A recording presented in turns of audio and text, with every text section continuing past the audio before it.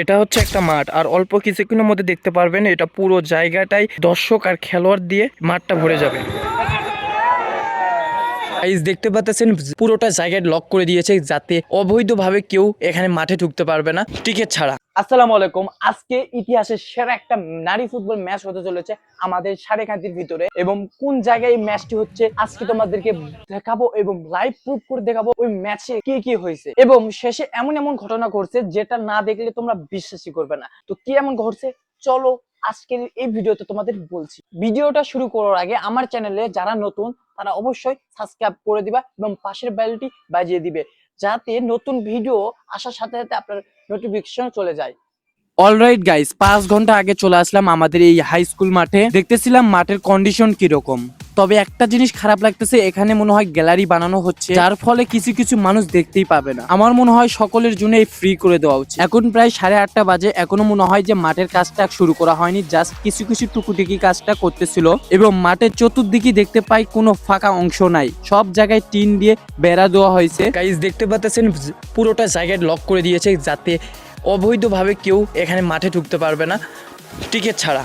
এখন বাজে সকাল 10টা, মনে হচ্ছে এখন মাঠটা এনে ভালো লাগতেছে না। হ্যাঁ, এখন মাঠটাকে পরিষ্কার করা হচ্ছে দেখেন। তারপর এদিকে দেখতেছি টিনের ফাঁকা অংশটাও পূরণ করে দিচ্ছে কাপড় দিয়ে। তারপর এলাকার স্থানীয় মানুষজন মাঠের কাজে হেল্প করতেছিল। একটা মাঠ, আর অল্প কিছুক্ষণের মধ্যে দেখতে পারবেন এটা পুরো জায়গাটাই দর্শক আর খেলোয়াড় দিয়ে সম্পূর্ণভাবে মাঠটা ভরে যাবে। অলরাইট, ওখান থেকে চলে আসি আমি বাসায়। গাইস অলরেডি লেট হয়ে গেছি, এখন প্রায় 4টে বাজে, তো আমাকে ওখানে যেতে হবে। আর এখন ফ্রেশ হয়ে নিচ্ছি, এখন চলে যাব।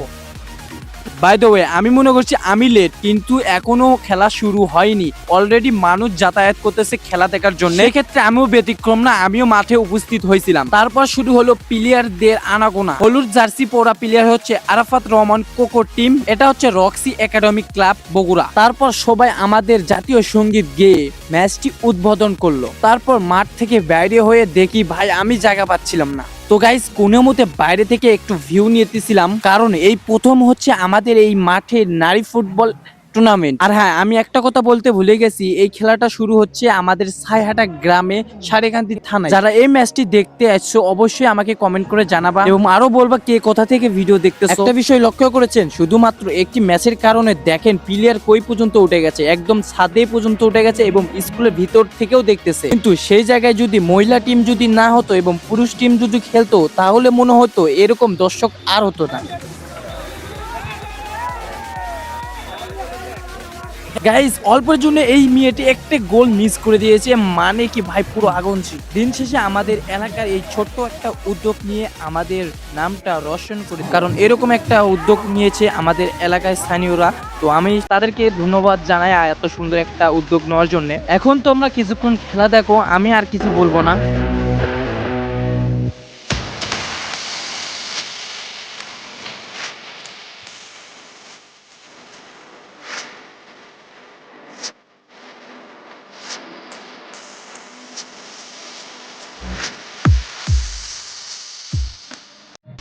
গাইস এখন মনে হচ্ছে খেলা থেকে একটু ইন্টারেস্ট বাড়লো, কারণ প্রথমে রক্সি একাডেমিক ক্লাব একটা গোল দিয়েছে, এখন মনে হচ্ছে আরাফাত রহমান কোকোর দলও একটা গোল দিয়েছে। দিন শেষে এটাই একটা সৌন্দর্য ম্যাচ হতে চলেছে এবং হাড্ডাহাড্ডি ম্যাচ হবে ইনশাল্লাহ। তবে কে যে জিতবে আমি জানিই না। পরে ওখান থেকে আমি চলে আসি, পরে আর দেখা হয়নি। আল্লাহ হাফেজ।